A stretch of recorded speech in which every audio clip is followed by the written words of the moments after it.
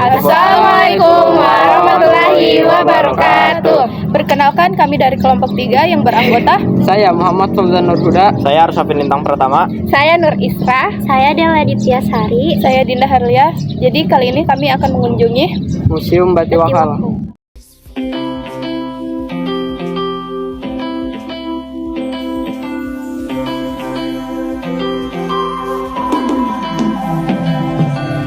Sebelum kami masuk ke dalam untuk mengeksplor, kami meminta izin kepada bapaknya. Di sini Dinda meminta izin.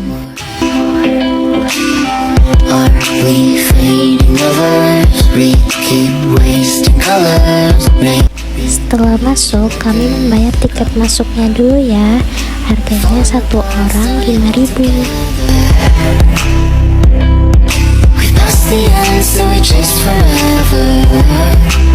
Di sini bapaknya sudah siap untuk memberikan penjelasan dan arahan kami untuk mengeksplor.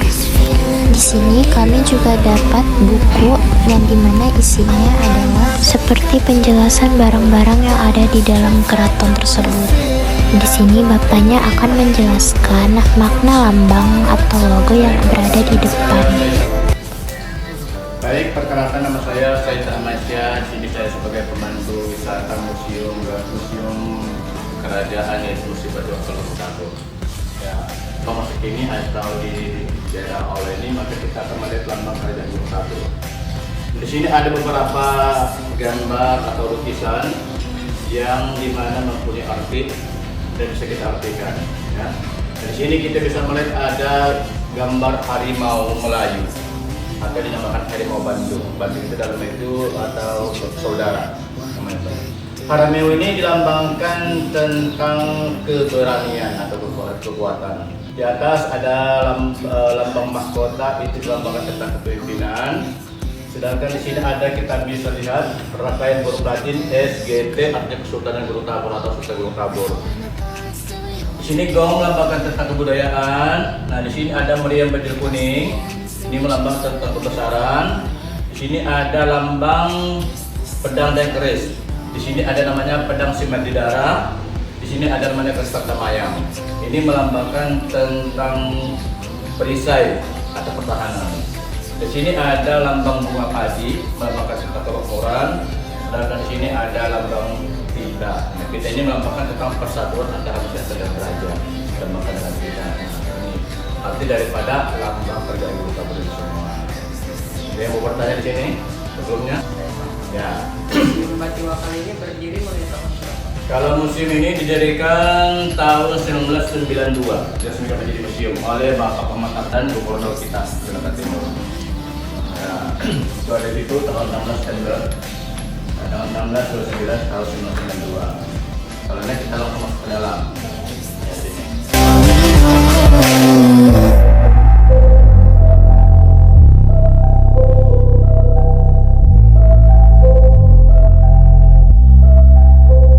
Di ruangan pertama ini kita bisa melihat ada ada beberapa gambar atau foto. Yang pertama ada foto Raja ke-8 Gunung Tabor namanya Sultan Ahmad Maulana. Ya. Sedangkan ratunya bernama Ratu Rata keturunan Sultan Sugata Banjarmasin. Jadi beliau punya anak ada 4. Yang pertama Haji Putren Hayati meninggalnya di usia 83 tahun. Yang nomor 2 Haji Putren Al-Aini meninggalnya di usia 8 tahun 2020. Sedangkan yang ketiga Haji Putri Kandi Barosanipah meninggalnya di usia 100 tahun 2016. Sedangkan yang keempat Raja Muda Haji Badrul Zaman itu meninggalnya di usia 18 tahun. Di usia 18 tahun itu sudah diangkat menjadi raja. Karena dia meninggal maka turunlah kepada pamannya Sultan Adil Raden Muhammad Ayub. Itu yang di atas itu Bupati Kota Berau. Karena di tahun 1960 kerajaan Berau dihapus jadi kabupaten, maka beliau terpilih menjadi Bupati Kota Berau. Jadi ada dua sini ada 4 kerajaan yang dihapus oleh pemerintah. Yang pertama Gunung Tabor, Tambaliung, Tenggarong sama Bulungan itu dihapus menjadi kabupaten.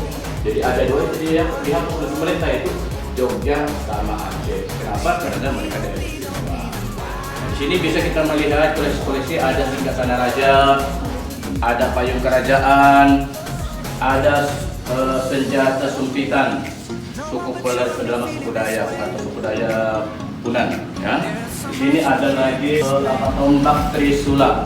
Tombak Trisula itu tombak yang bermata 3 dinamakan tombak Trisula. Itu ada upah, dan akan turun daripada sumpitan.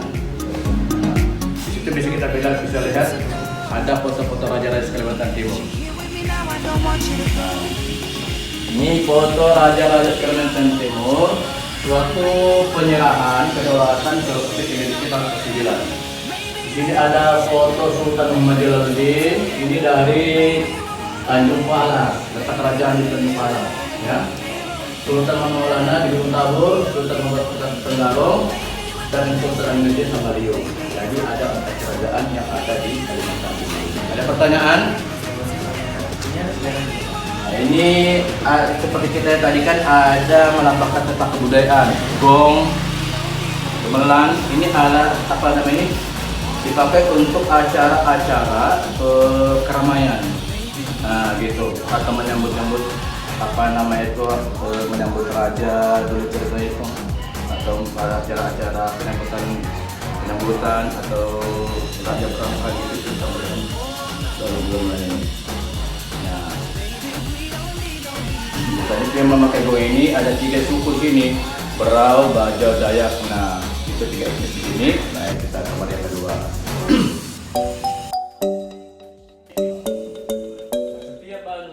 Pada abad ke-13, daerah Berau ini ada namanya itu 7 pusat pemukiman. Jadi di mana pemukiman itu disebut bahasa Berau itu banua atau kampung. Nah, setiap banua itu dipimpin oleh kepala adat atau kepala suku. Nah, jadi tugas kepala adat ini dia juga mengajarkan tentang pemerintahan dan agama. Itu tugas daripada kepala adat pada zaman dulu.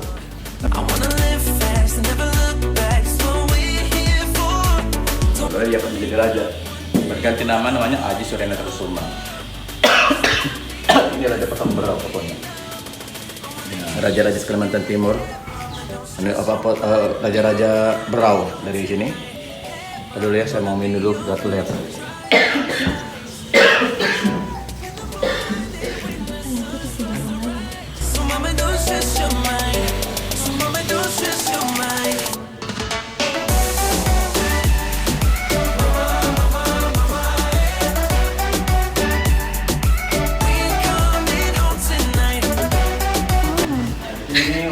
Tempat melahirkan. Di sini bisa kita lihat ada namanya sulimbar, tempat melahirkan. Dibikin begini supaya proses itu mudah. Baik bayinya mudah keluar, darah kotor juga mudah dikeluarkan, dan untuk mencegah atau mengantisipasi jangan sampai darah putih naik ke kepala. Nah, soalnya apabila darah putih naik ke kepala itu bisa mengakibatkan kebutaan bagi ibu-ibu, bahkan meninggal dunia. Maka tempat tidurnya harus mereng begini tinggi di kepala gitu. Ini namanya buah paung janggi. Buah paung janggi ini berfungsi sebagai obat. Misalnya kalau ibu-ibunya susah melahirkan, maka dengan cara dimasukkan ke dalam sini. Nah, setelah terasa agak pahit-pahit, baru diminumkan kepada ibu yang susah melahirkan sebagai obat peluncur atau perangsang. Namanya buah paung janggi. Nah, ini bentuknya gitu. Ada yang di Kota Madagaskar namanya buah kelapa pantai. Kalau di sini namanya buah paung janggi karena tumbuhnya di daerah daratan seputar Sungai Birang. Ini ayunan. Nah, ayunan ini atau umbang. Jadi minimal bayi yang dimasukkan ini setelah 1 minggu pasca melahirkan. Yang memasukkan bayi ini adalah sesepuh-sesepuh yang sudah berusia lanjut, misalnya umur 70, 80 tahun. Kenapa? Supaya bayi ini panjang umurnya seperti yang memasukkan dia ke dalam ayunan ini, gitu itu filosofinya. Ini timbangan bayi. Jadi di mana bayi kami ini lahir pada bulan Safar Hijriah. Ceritanya anak yang lahir di bulan Safar ini pembawaan otaknya itu keras, suka pemarah, egonya tinggi, maka ditimbang dengan buah yang dingin-dingin. Nah, seperti jeruk, ya, apel. Nah, jadi kalau bayinya 2 kilo, buahnya juga 2 kilo timbang. Setelah itu buahnya itu dibagi-bagi kepada yang hadir, baru pembacaan doa, baru pemberian nama. Kalau laki-laki dikasih dia nama Safarudin umpamanya. Kalau perempuan dikasih nama Safariyah atau Safarinja, jadi diikutkan bulan Safarnya ini. Itu piring-piring yang abad ke-16 dinasti Ming di Qing. Ya. Itu peralatan upacara melahirkan, ada perapen. Tempat perapen ini, perapen dalam bahasa itu ada tempat memanaskan suhu bayi. Nah, namanya perapen itu. Tuh ada wadah. Mau pertanyaan di sini, bayi sini? Ya, silakan. Nah, itu namanya pundam, tempat mandi menuju bulanan bagi ibu-ibu yang sedang mengandung di usia 7 bulan. Jadi setelah itu dipakai untuk jadi diisi dengan kembang 7 rupa. Nah, setelah itu baru dimandikan kepada yang ibu yang melahirkan tadi itu. Nah, terus dibaca-bacakan doa supaya proses pesan pemuda gitu. Nah, di sini ada koleksi kita yaitu piring zaman Belanda VOC. Ada dari Cina, gambarnya konik. Nah, piring ini mempunyai manfaat. Ada piring anti racun, anti basi dan anti rasa. Yang membuat namanya si petani tahun 1830-an. Jadi si petani ini dibantu oleh 2 orang muridnya disuruh memanaskan besi di saat meja. Nah, setelah itu baru si petani mengajar dengan cara menyambungkan kaitannya di sini karena besi terbagi 2 pada zaman dulu. Nah, akhirnya dia sambungkan kembali oleh si petani. Nah, tujuannya membuat merem ini untuk menyerang Belanda pada zaman dulu. Karena tidak disetujui oleh Sultan, maka disuruh letakkan ke sini. Nah, ini bentuk gigitan tangannya, termasuk jari-jarinya ini sebagai buktinya. Nah.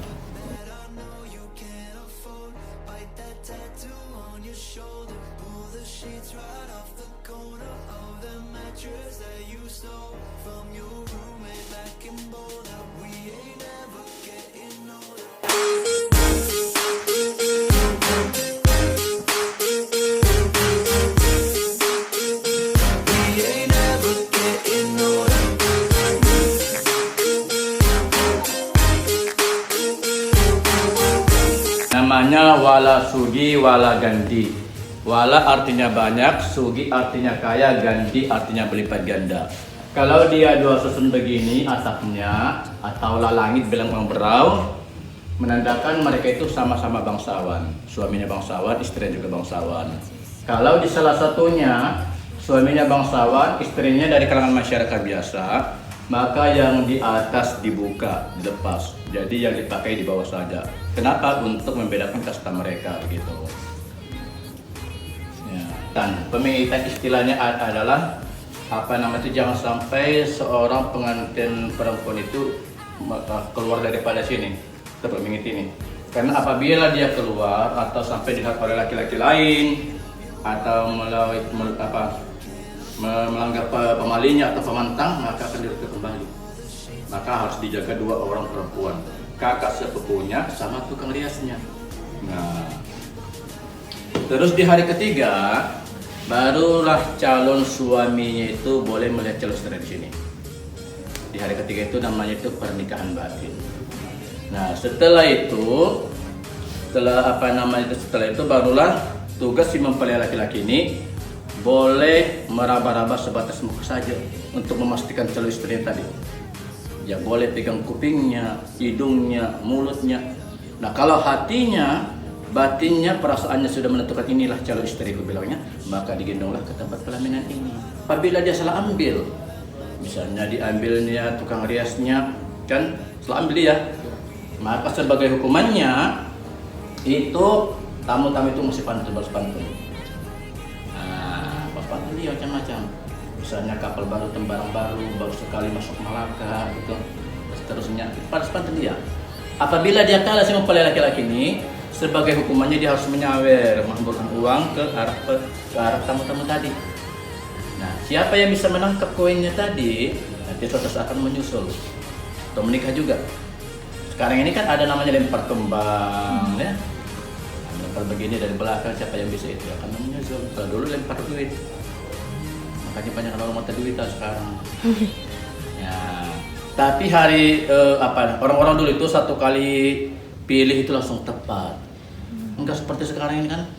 Kenapa? Karena dia memilih pakai perasaan, pakai hati, pakai batin. Beda kalau kita zaman sekarang, dulu pakai hati, sekarang pakai HP. Memilih anunya pasangannya. Ya kan? Nah, itu perbedaannya zaman sekarang. Bahkan mereka sampai tertipu dengan kamera jahat. Ini ada sendok terbuat dari perak putih. Nah, kenapa dulu orang pakai sendok perak? Karena perak ini bisa mendeteksi racun. Itu fungsi daripada perak putih. Nah, jadi sebelum makanan terhidangkan, dipisahlah sama sendok-sendok ini. Apabila di salah satu makanan mengandung racun, maka dia akan berubah sendoknya ini menjadi warna biru. Jadi fungsi perak ini untuk mendeteksi racun. Jadi asal sendok ini dari Eropa tahun 1892 di masa pemerintahan Sultan Muhammad Syarafuddin. Ini Gucci. Nah, ini bisa istilah Gucci yang asli dan tidak. Untuk membedakan Gucci asli yang tidak, kita cukup mendengarkan begini aja. Apabila dia bersuara seperti suara tahun atau mendengar penatakan Gucci yang asli, boleh dengarkan. Ya. Iya. Kalau yang asli dia udah berdengung atau bunyi dia.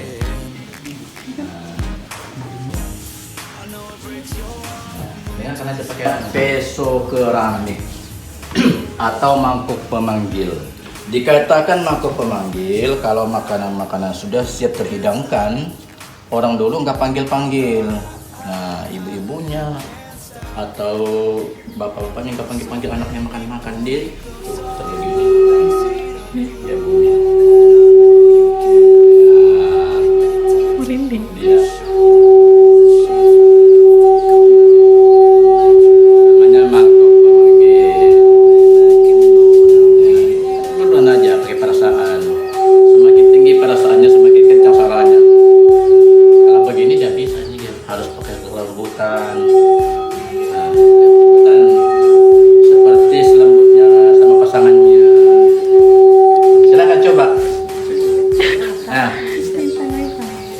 jangan sampai ada ceweknya di sini ya. Nanti tahu nanti perasaannya ada perasaan atau tidak. Di rumah ceweknya. Ya, kalau anda nggak bunyi dia itu. Aku mau ketawa.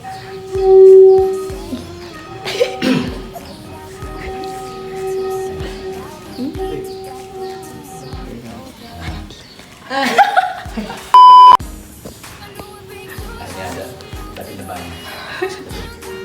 Ya. Proses kerjanya dimasukkan air ke dalam, baru dia merembes ke pori-pori.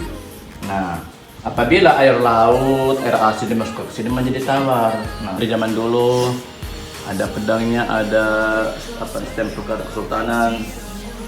Ini dibeli dari tanah Arab, yang beli Sultan Muhammad Syarafuddin tahun 1892. Ini kuningannya, namanya ranjang besi kuning. Nah, ini terbuat dari besi kuning. Dibeli dari tanah Arab, yang beli itu Sultan Muhammad Syarafuddin tahun 1892. Waktu beliau naik haji, dihadiahkan kepada anaknya Sultan Ahmad Maulana, itu raja ke-8 Gunung Kabul. Gitu. Nah, itu baju-bajunya itu masih asli semua itu.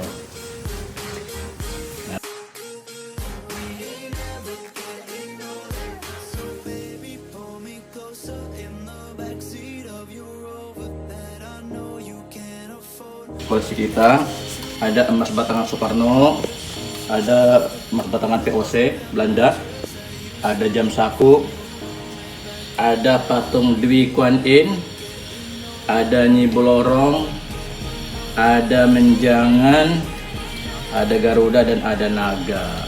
Nah, di sini ada ruang bersalin, namanya Ida.